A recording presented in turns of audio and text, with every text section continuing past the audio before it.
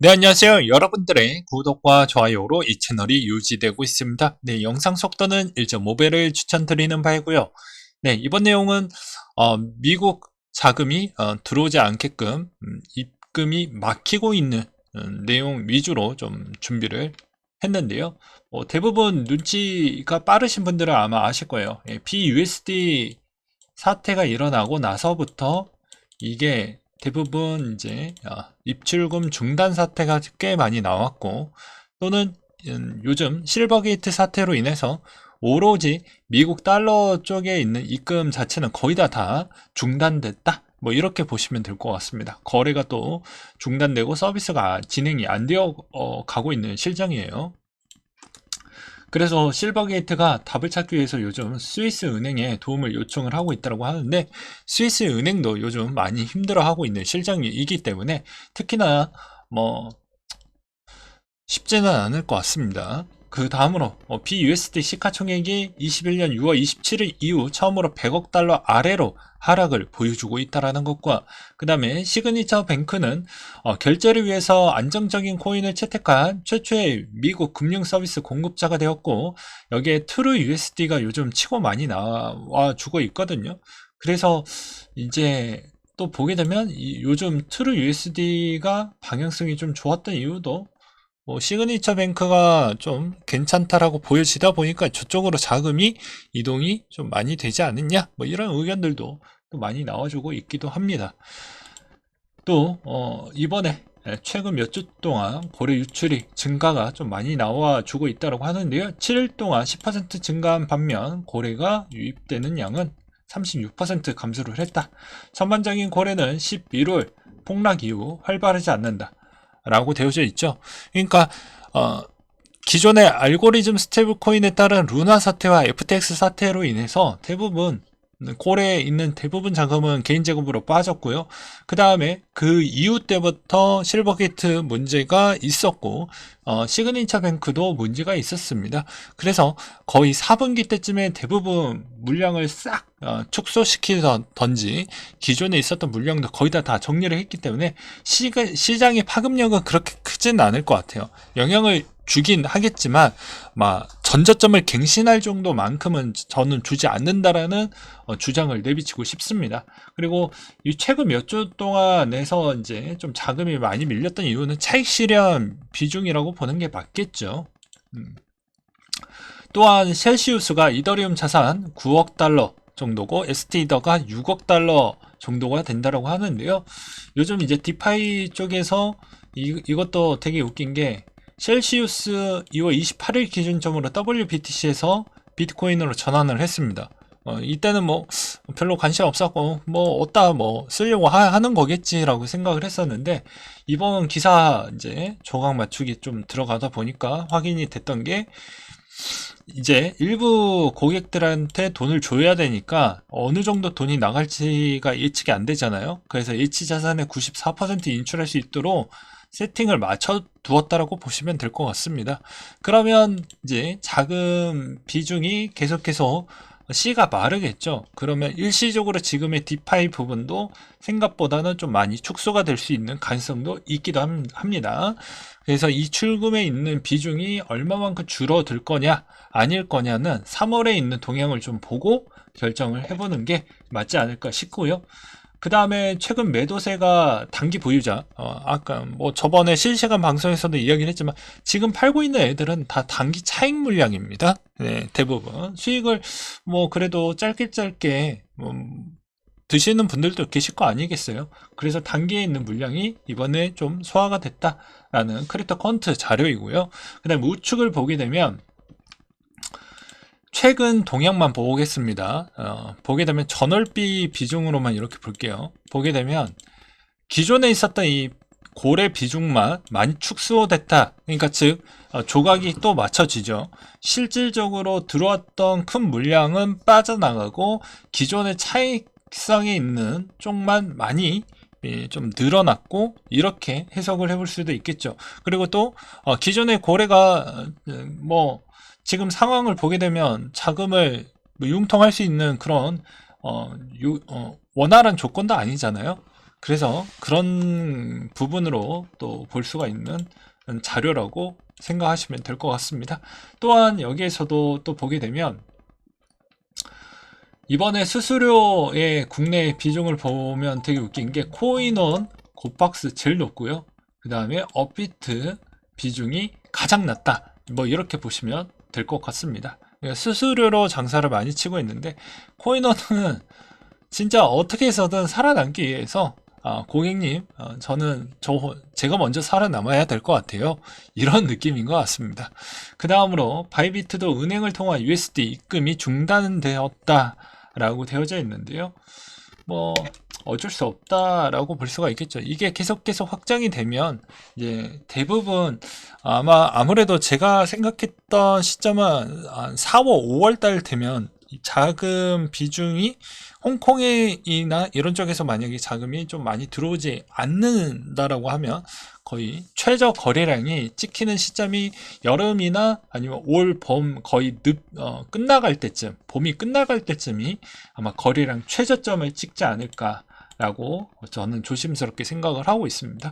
그 다음에 뱅크 오브 아메리카가 스타벅스 NFT 고객 충성도 진화에 호평을 하고 있다 라는 내용이 또 나왔고요. 코인베이스 베이스 NFT 시가총액도 상당히 높게 좀 쳐주는 것 같습니다.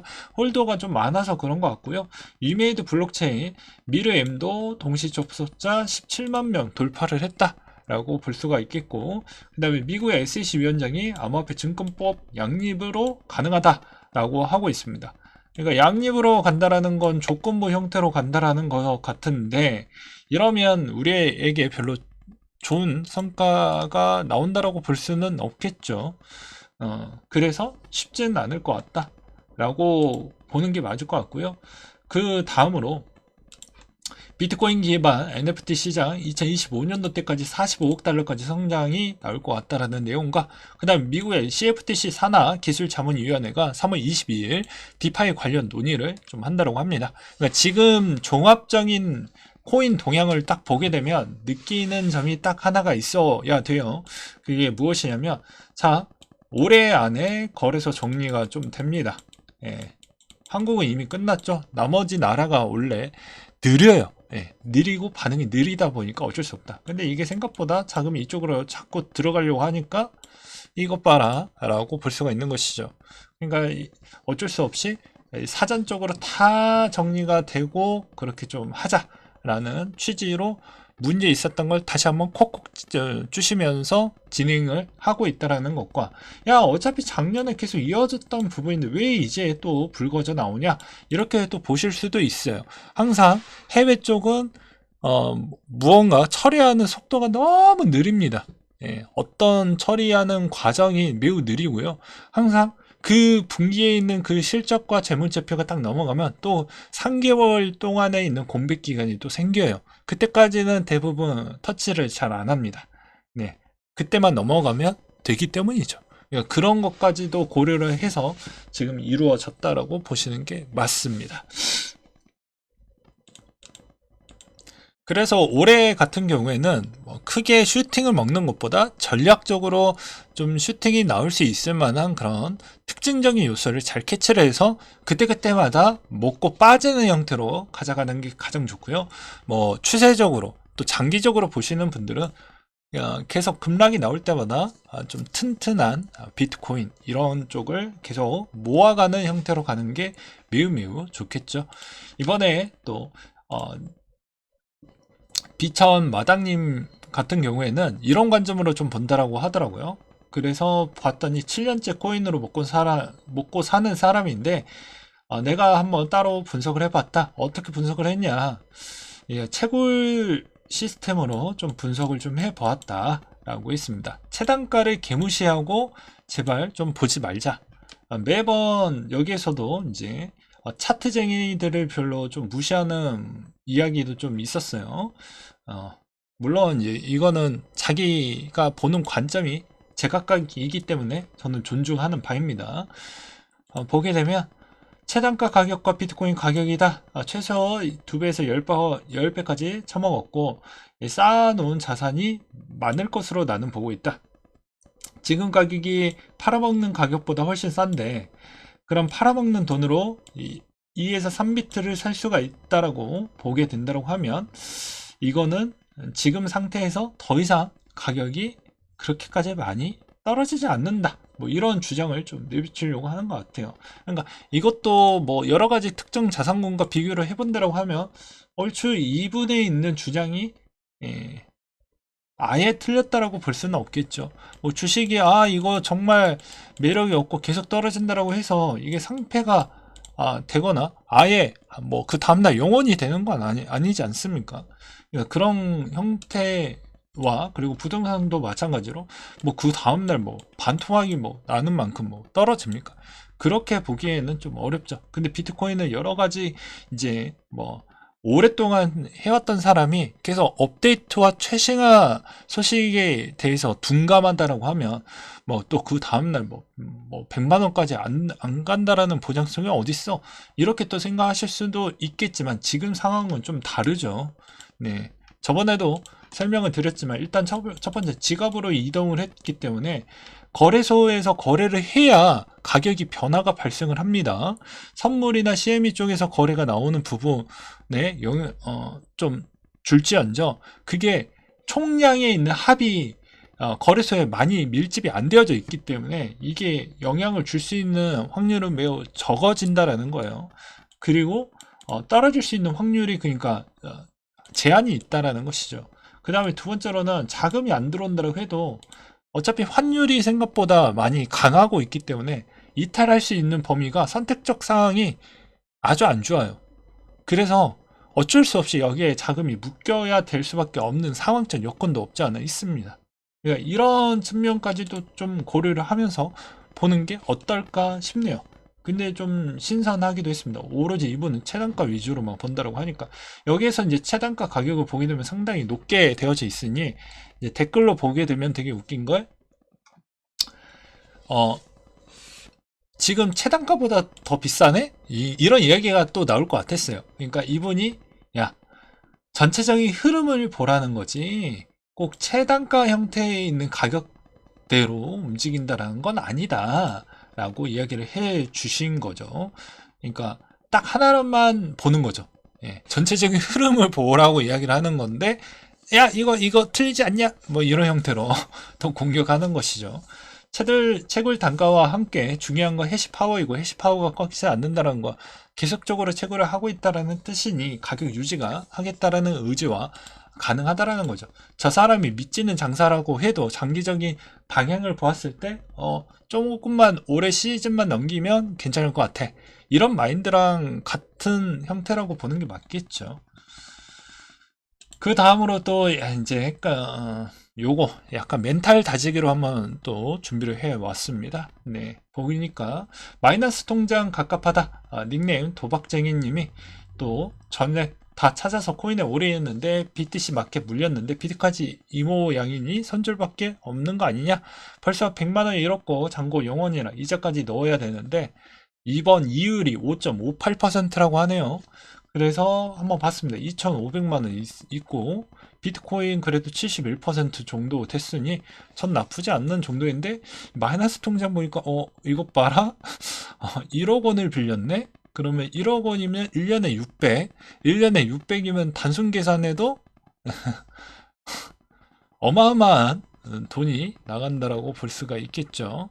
네, 월에 이자만 해도 장난이 아닙니다. 그래서 이런 거를 보게 되면 좀 쉽지가 않는 것 같아요. 제가 봐도. 그러니까 본인의 인생을 베팅을 할 거라고 하면 인생 베팅하기 전에 그냥 마구잡이 준비 없이 베팅을 하는 건 당연히 실패할 확률이 매우 높겠죠. 이 사전에 준비 과정을 다 해보고 난 뒤에 접근을 해야 되는데 일단 비교 대상이 나와버리니까 또 이런 문제점이 발생을 하는 것 같아요. 저 옆 동네 철수는 운이 좋아가지고 계속 돈을 많이 번대. 그러니까 내가 쟤보다 학력이 낮은 것도 아니고 쟤보다 더 높은 직급과 더 높은 연봉을 받고 있는데 나라도 가능하겠지 이렇게 만만하게 이제 접근을 하게 됩니다. 대부분 이제 자영업이 그런 형태라고 저는 생각을 하는데 투자할 때도 거의 비슷한 맥락이라고 생각이 들어요. 만만하게 들어왔다가 다 깨지고 나서 비로소 이제 거기에서 특별한 깨달음을 얻지 않으면 또 똑같은 방식으로 반복이 되어져 있습니다. 왜? 그거 어떻게 네가 정확하게 잘 알고 있냐? 이렇게 이제 물어보실 수도 있겠는데요. 그건 저희 회사 선배가 지난 몇십 년 동안 변화된 게 단 한 개도 없어요. 네, 고집은 고집대로 있으면서 전혀 변화 없고 자료도 잘 안 찾아보면서 계속 물립니다. 이때까지 따본 적이 거의 없었던 것 같아요. 네. 그러니 본인이 깨달음이 없는 상태로 계속 투자를 하는 건 본인이 그쪽에 역량과 재능이 없을 수도 있고요. 또는 본인이 무언가에 있는 게으름이나 이쪽에 있는 방향성에 있어서 좀 그 방향이 자칫 좀 잘못되었다라고 본인이 느껴봐야 다시 보정이 되는데 그게 쉽겠습니까? 어렵겠죠?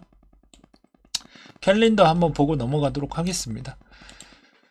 이제 중국에 양회가 개최가 됐고 시진핑 3기 공식 출범을 했습니다. 그렇기 때문에 이제 앞으로 여러가지 호재 내용이 좀 나오겠죠. 그러면 인플레가 아무래도 못해도 한 2분기 때쯤에 다시 한번 삐꿈삐꿈 올라갈 확률이 더 높아질 수 있습니다. 그 다음에 RBA 통화정책회의와 8일 지준일, 9일 선물 옵션 동시 만기일 BOJ 회의가 있습니다. BOJ 회의도 상당히 중요합니다. 왜냐?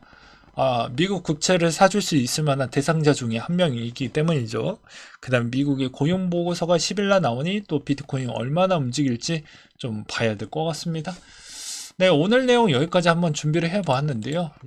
더 좋은 소식보다는 나쁜 소식이 좀 더 많아서 저도 매우 마음이 무겁지만 이것도 전략적으로 갈 수밖에 없습니다. 전략이 짜도 제가 이렇게 좀 비유를 하고 싶어요. 삼국지 저는 좀 많이 좋아하는데 그 책략가가 매번 좋은 답안지를 제시하는 게 아닙니다. 승률 대비 100%짜리는 없어요.